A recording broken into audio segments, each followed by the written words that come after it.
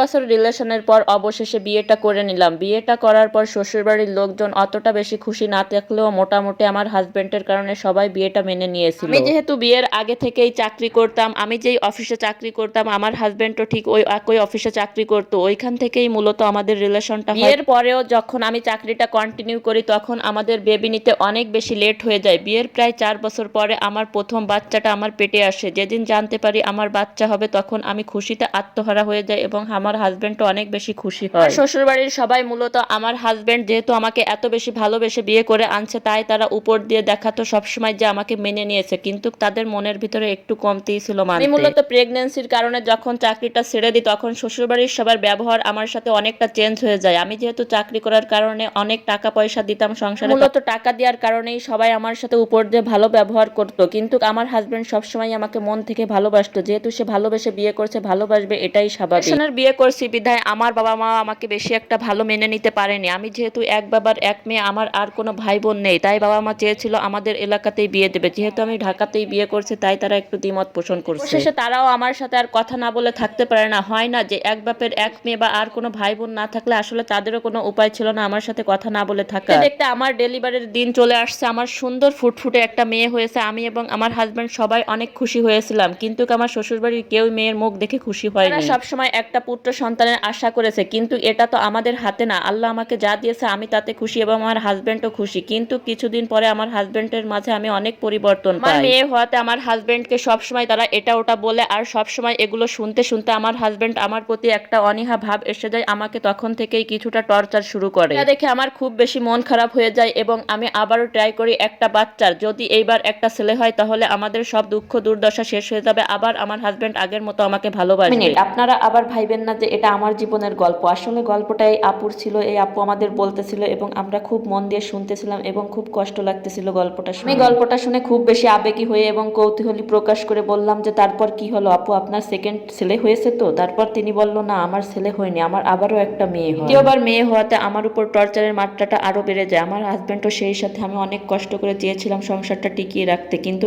আমার মা আমার কষ্ট দেখে একদমই সহ্য করতে পারেনি। হাজার হলেও আমি তাদের একমাত্র মেয়ে। আমার বাবা মা পরে আমাকে ডিভোর্স দেয়, যদিও এই ডিভোর্সে আমার একদমই ইচ্ছা ছিল না। আমি চেয়েছিলাম খুব কষ্ট করে হলেও সংসারটা টিকিয়ে রাখবো, কিন্তু তারাও আমাকে রাখেনি। মেয়েটা যেহেতু একটু বড় ছিল তাই তাকে রেখে দিছে। ছোট মেয়েটাকে কখনো তারা রাখতেও চায়নি, আর আমিও দিনই আমার বাবা মার কাছে রেখে আমি নিজেকে স্ট্রং করে আবার চাকরি নিই। কেননা আমাদের কে খাওয়াবে? আমারও যেহেতু অনেক বয়স হয়ে গেছে তাই তাদের আর কোনো ইনকামের কোনো পথ নেই, আমাকেই কর্ম করে খেতে হবে। এই আর কি, বাবা মার কাছে মেয়েটা আছে, এভাবেই জীবন চলতেছে। আবার আমি চাকরি করতেছি। আপুর জীবনের গল্পটা অনেক বেশি বেদনাদায়ক ছিল। অন্য কোনো মেয়ের সাথে এরকম না হোক। সবাই ভালো থাকবেন। আল্লাহ হাফেজ।